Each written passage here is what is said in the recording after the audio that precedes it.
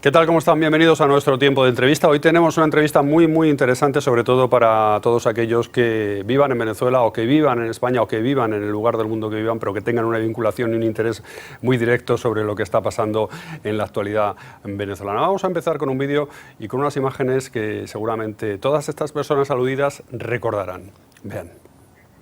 No importa que el día de hoy haya sido agredido yo, importa que todos los días son agredidos los venezolanos. Importa una reforma que no resuelve el miedo de las mamás cuando se le mueren los hijos enfrente.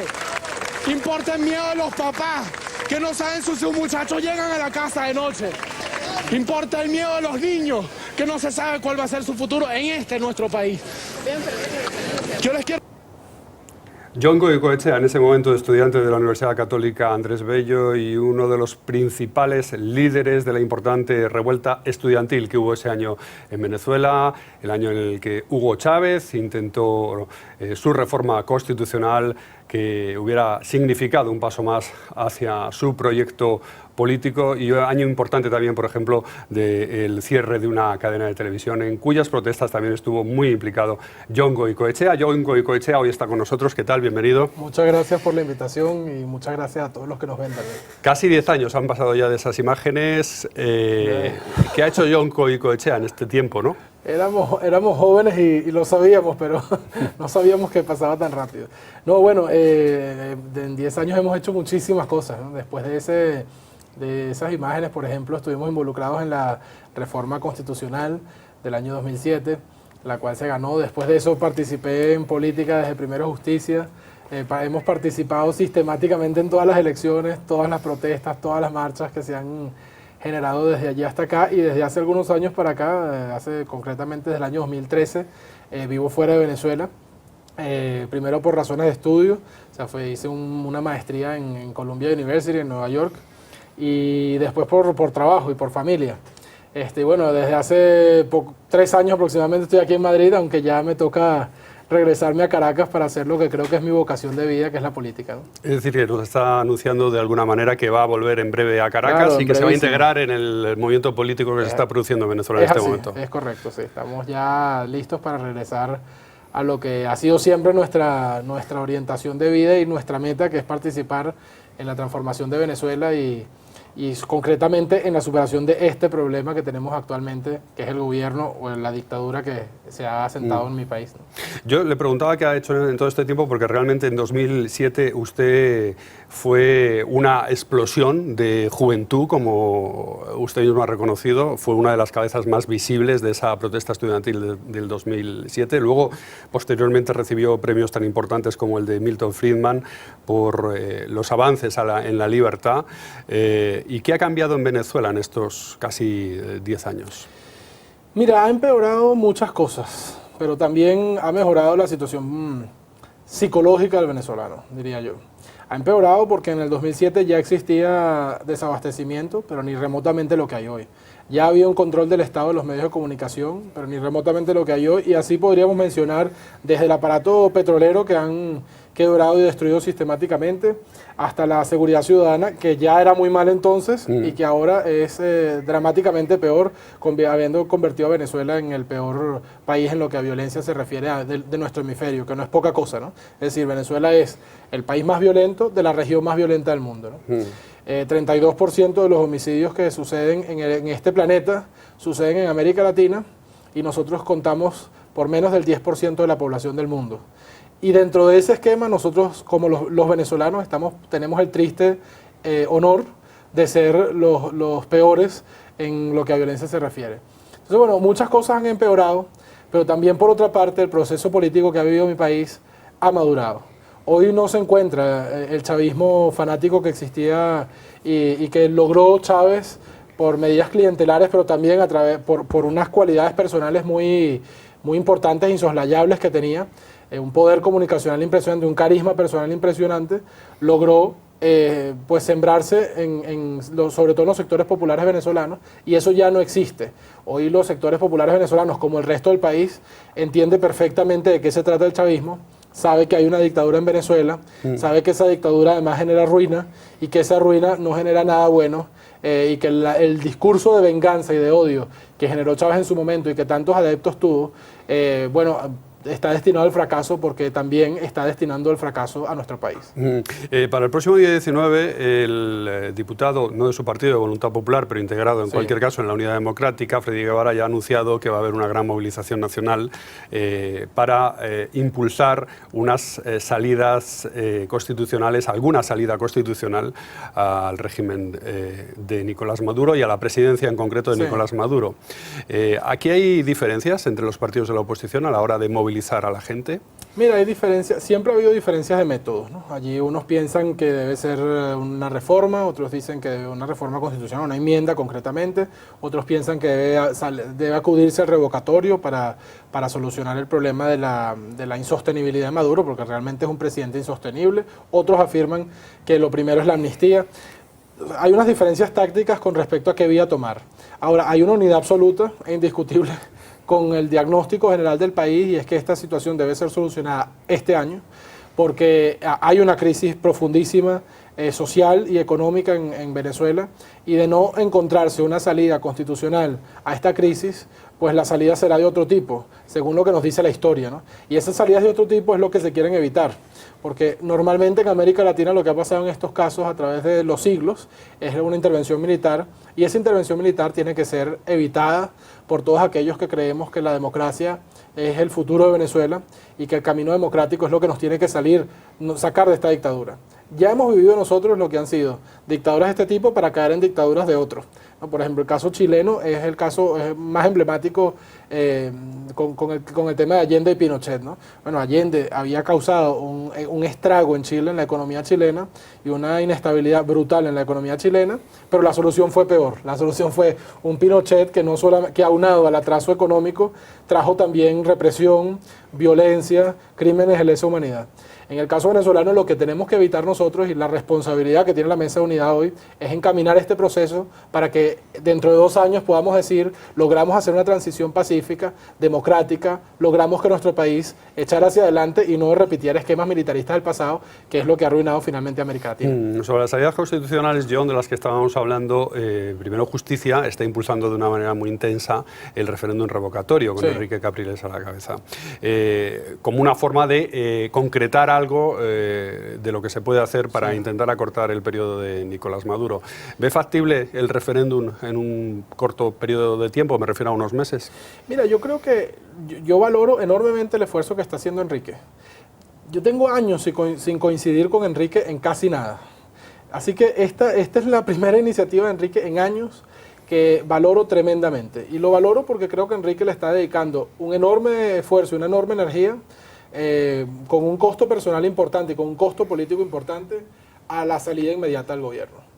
Yo no tengo preferencia personal sobre qué método utilizar. Lo que tengo preferencia es con que se haga ya y de forma intensa y todos juntos. Es decir, no creo que la solución que hasta ahora se ha planteado, y es que cada quien intente su vía, es decir, los que crean en constituyente, pues que intenten la constituyente, y los que creen en el revocatorio, porque evidentemente cualquiera de los mecanismos que nosotros planteemos va a encontrar de frente una posición institucional del Tribunal Supremo de Justicia, o más bien la perversión institucional, ¿no? Más que la posición institucional, y van a encontrar de frente a un gobierno dispuesto a utilizar todo su poder para pararnos la iniciativa. Entonces yo creo que el referéndum revocatorio es tan viable como otras vías. Es decir, todo lo que nosotros planteemos va a encontrar una sentencia contraria al Tribunal Supremo, todo lo que nosotros planteemos va a encontrar el retraso del Consejo Nacional Electoral, todo lo que nosotros planteemos va a encontrar la censura del gobierno y del Ejecutivo y de los canales del Estado, por lo que lo importante para nosotros hoy es la unidad en el propósito y la unidad en la táctica. Yo lo que urgiría a la Mesa de Unidad Democrática hoy es, si el camino es el revocatorio, vamos todos con el revocatorio. Si el camino es la constituyente, vamos todos con la constituyente. Pero no podemos permitirnos la dispersión de esfuerzos, porque todavía el país no está muerto. ¿Ve que hay ese peligro de dispersión de fuerzas? Una vez que ha habido una gran unión en el objetivo inicial, que era la elección a la Asamblea Nacional el 6 de diciembre, ¿ve ese peligro ahora de que haya una dispersión en las fuerzas? No. ¿O ve algún síntoma de que eso pueda pasar? Mira, son dos cosas distintas. Una cosa es la dispersión del esfuerzo en cuanto a la táctica y otra cosa es la dispersión de la unidad, ¿no? La dispersión de la unidad no está planteada, ¿no? La unidad, yo creo que hoy tiene una solidez muchísimo mayor de cualquier otro momento desde su formación. Es más, diría que la oposición venezolana está hoy más unida, más coherente, más cohesionada que en ningún otro momento del chavismo. Ahora, dicho esto, es verdad que no nos hemos puesto de acuerdo con respecto a cuál método utilizar, lo cual es normal, porque en cualquier proceso de toma de decisiones existe una fase inicial en la que cada quien pone sus ideas en la mesa.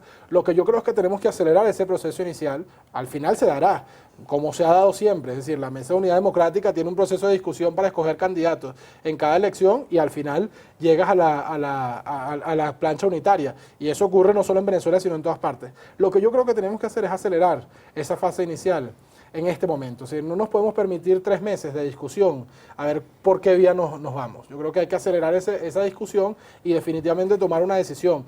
En esa decisión que tome la unidad vamos a estar todos. Vamos a estar absolutamente todos. Lo que estamos jugando en Venezuela es tan grave que no hay espacio para personalismo, no hay espacio para intereses individuales.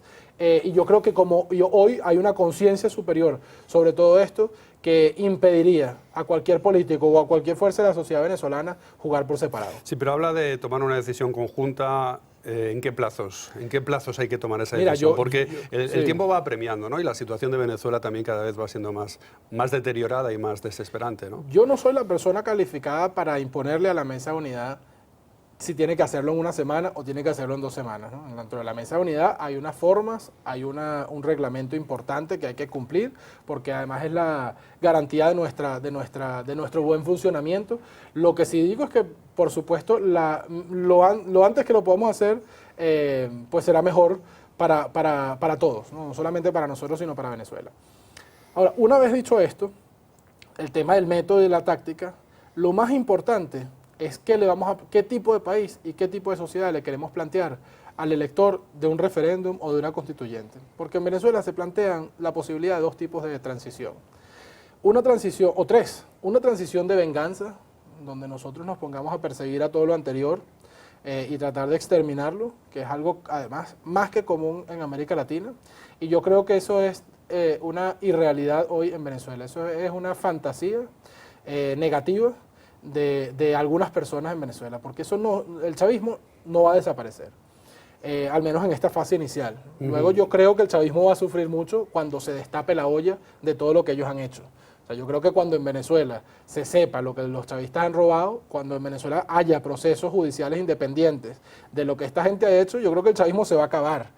Pero se va a acabar como consecuencia de su propio peso, ¿no? O sea, ellos van a caer sobre va a caer sobre su propio como consecuencia de su propio peso. Exactamente. ¿No? Del peso de la corrupción. Es correcto.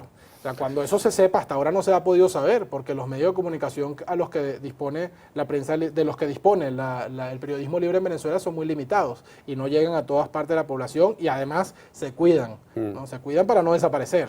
Ahora, ese es un tipo de transición que no es deseable. Hay otra transición que es la del shock, ¿no? O sea, bueno, Venezuela está en un momento crítico. Hay un peligro de violencia en Venezuela en este momento. Claro, por supuesto que hay un peligro de violencia. ¿Eso es lo que está buscando el régimen o no? Yo creo que el régimen está buscando cualquier cosa que lo mantenga en el poder, si es a través de la violencia, un régimen tan débil como el de hoy, no puede estar seguro de que en caso de violencia ellos sean los beneficiarios, ¿no? Por lo que yo creo que el régimen tendrá serias dudas, ¿no? de si utilizar la violencia o no. Ahora, lo que yo estoy seguro es que el régimen preferirá utilizar la violencia antes de caerse. Es decir, mientras ellos puedan no usarla, quizás prefieran no usarla, pero si tienen que usarla para mantenerse en el poder, podemos tener la certeza de que ellos lo van a utilizar. En Venezuela existe narcotráfico, minería ilegal, en unas magnitudes que no nos imaginamos siquiera. ¿Está el Estado implicado? ¿Se puede decir sin ningún género de dudas, John, que Venezuela con el régimen chavista es un narcoestado? Venezuela es un narcoestado. O mejor dicho, yo como venezolano odio dar esa afirmación. Se preferiría decir que el gobierno venezolano es un narcogobierno, ¿no? Porque también es verdad que los narcos son ellos, no el país, ni los venezolanos. Entonces, pero eso existe. Pero esto puede una tener realidad. consecuencias penales muy graves también en el momento que se caiga el aparato del poder chavista, ¿no? Absolutamente, penales nacionales e internacionales, por supuesto. O sea, estamos hablando de delitos perseguidos en todas partes del mundo y de los cuales es muy difícil escapar, ¿no? Ahora, tenemos el problema del narcotráfico, pero tenemos el problema de la minería ilegal, que también mueve miles de millones de dólares al año en un territorio absolutamente desprotegido y sobre el cual el ejercicio de la soberanía nacional es muy limitado, que es el Amazonas, ¿no? Porque en realidad allí no ejerce soberanía nadie. Eso es la selva y, por ejemplo, hay reportes del propio ejército venezolano, de los que yo he tenido conocimiento, que indican que en el Amazonas hay más de 50 pistas ilegales de aterrizaje por las que transitan los aviones que sacan la minería ilegalmente a las islas del Caribe. Por ejemplo, sacan nuestros diamantes Aruba o Curazao, en donde se comercializan con precios internacionales. Hace unos días, hablando de la minería, John, hubo un Sí. caso bastante espeluznante de unos mineros en Tumarembo que fueron asesinados. Sí. Incluso algunas hipótesis apuntaban de alguna forma a que indirectamente podría estar el régimen implicado en eso porque estaba favoreciendo de alguna forma que entraran otras empresas o empresas multinacionales y conseguir así dinero. Yo apunto esa posibilidad que fue una hipótesis que circuló en esos días. Mira, en ese negocio eso fue así, como lo está diciendo. Ha ocurrido una masacre. No, esa masacre no ha sido suficientemente investigada y seguramente de esa masacre responderán o los más débiles en el eslabón o responderán cualquier persona que el Ministerio Público inculpe, ¿no? Porque tiene que dar una respuesta. Pero seguramente los culpables reales y las cabezas de esa mafia no responderán, ¿no? Ahora, dentro de ese problema no solamente están la minería ilegal venezolana, sino que en el Amazonas venezolano están los rusos, están los chinos, están los americanos y están personas de diferentes, están los brasileros, ¿no? Ejerciendo minería ilegal y lucrándose de ese negocio, ¿no? Hay, por ejemplo, el caso de una ONG, que prefiero no mencionar porque no está ahora mismo siendo investigada, pero hay el caso de una ONG ambientalista que tiene registrado en Venezuela 26 aviones, ¿no? Eso, ninguna ONG, yo no creo que ni siquiera Greenpeace International tenga 26 aviones, ¿no?, en su sede principal para eso. ¿Qué hacen esos aviones allí? ¿Por qué están en el Amazonas? ¿Cómo manipulan por qué tienen pistas de aterrizaje ilegales? Bueno, evidentemente son parte de ese negocio. Entonces, esas fuerzas oscuras que se mueven hoy en Venezuela no van a renunciar al poder por vía pacífica. Si ellos pueden ejercer la violencia para quedarse en el poder, la ejercerán. Nuestro trabajo es exactamente lo contrario. Nuestro trabajo es hacer que la fuerza del pueblo venezolano, que la enorme mayoría que hoy somos y que las enormes ganas que tenemos de vivir en paz, priven sobre la violencia en nuestro país. Otro de los asuntos que está sobre la mesa de forma prioritaria es el de la ley de amnistía, que ya ha sido aprobada por la Asamblea Nacional. Era uno de los primeros compromisos que tenía la Unidad Democrática, pero Nicolás Maduro, como era previsible, ha dicho que no la acepta. El Tribunal Supremo, que como usted apuntaba, está manejado por el poder chavista, ya la ha anulado. Incluso Maduro contraataca diciendo que ha montado una comisión para contrarrestar lo que salga de la Asamblea Nacional en términos de amnistía o de reconciliación nacional. ¿Aquí qué se puede hacer? Mira, los venezolanos decimos un dicho, que es Samuro cuidando carne, ¿no? Es decir, yo no sé, Samuros son los buitres, ¿no? Aquí yo creo que esa comisión de Maduro son Samuros cuidando carne. No son los dolientes del régimen, como el propio presidente Samper, que claramente es una figura que ha sido puesta allí por el chavismo, que era un muerto político en Colombia y que era un muerto político en América Latina y que ha resucitado el chavismo por necesidad. Y son esos mismos socios comerciales del gobierno de Venezuela quienes han instaurado esa comisión de la verdad en la cual la oposición no ha participado. Ahora, más allá de eso, retomo tu pregunta sobre las declaraciones y la convocatoria de Freddy Guevara, ¿no? Para el día 19 de abril, la marcha nacional, movilización nacional. Yo creo que Freddy y el resto de los líderes opositores venezolanos lo que han entendido claramente es que cualquier camino nos va a llevar a movilizar a la gente a la calle. Cuando tú tienes una Asamblea Nacional que legisla solo para que el Tribunal Supremo de Justicia le declare inconstitucionales las leyes, y quiero ser enfático porque los venezolanos que nos están viendo lo sabrán, pero quizás haya algunos españoles o algunas personas de otras nacionalidades no tan empapadas del tema. No estamos hablando de lo que pasa en todas partes del mundo, y es que una ley o que el 5% de las leyes son sometidas a control constitucional. Es que hasta ahora cada una de las iniciativas importantes de la Asamblea Nacional han pasado por la desaprobación del Tribunal Supremo. Tribunal Supremo que además fue nombrado de una manera ilegítima y que carece de validez tanto jurídica como moral para sentenciar a nadie, ¿no? Y mucho menos las decisiones de la Asamblea. Ahora, cuando tú tienes una Asamblea Nacional que todo lo que hace es bloqueado, ¿qué te queda? Te queda la calle. Y esa es la convocatoria de Freddy Guevara, yo creo que acertada. La Asamblea Nacional tiene que empezar a ejercer su mayoría en las calles de Venezuela.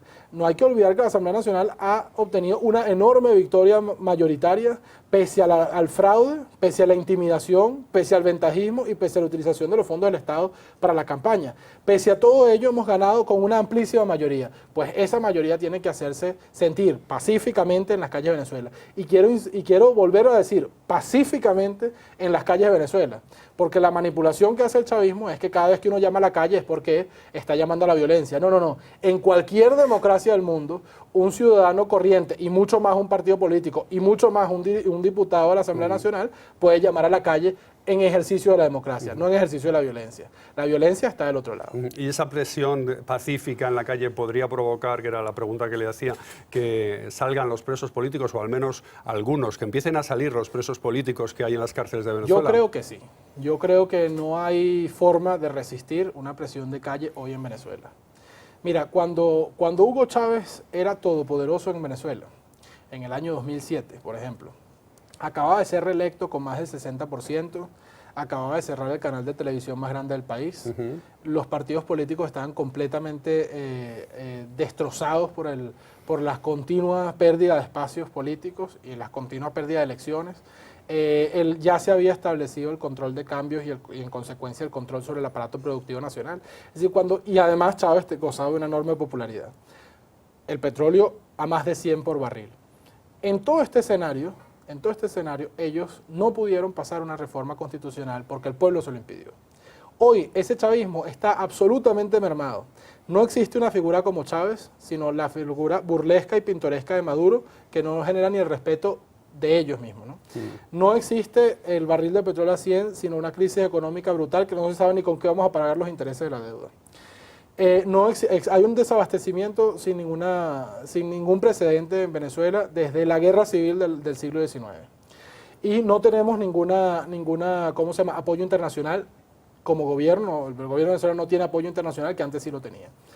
Hoy tenemos las condiciones para imponernos en la calle con muchísima más fuerza. Si en el pasado lo hemos hecho, hoy lo haremos con mucha más certidumbre. Así que yo creo que el llamado de Freddy es un llamado a la confianza, un llamado a la autoestima del pueblo de Venezuela y un llamado urgente, ¿no?, a nuestra propia dignidad, a decir no soportemos más este asunto, porque hemos ganado la mayoría de en buena lid, porque hemos ganado contra todas las previsiones y porque hemos ganado contra todos los abusos. Así que estamos en una posición suficientemente fuerte para imponer los puntos de vista, no de la oposición, sino de la mayoría del país. Uno de los motivos por los que usted se hizo famoso, aparte de las movilizaciones estudiantiles, fue también la protesta por el cierre de ese canal de televisión tan grande al que acaba de hacer referencia RCTV en ese año 2007. Después, la degradación de la libertad de información en Venezuela ha continuado imparable y continúa todavía, y a pesar de eso los partidos de la oposición democrática continúan avanzando, ¿no? Siempre podemos empeorar, ¿no? Yo creo que eso es un mensaje bonito para darle a España, ¿no?, que está tan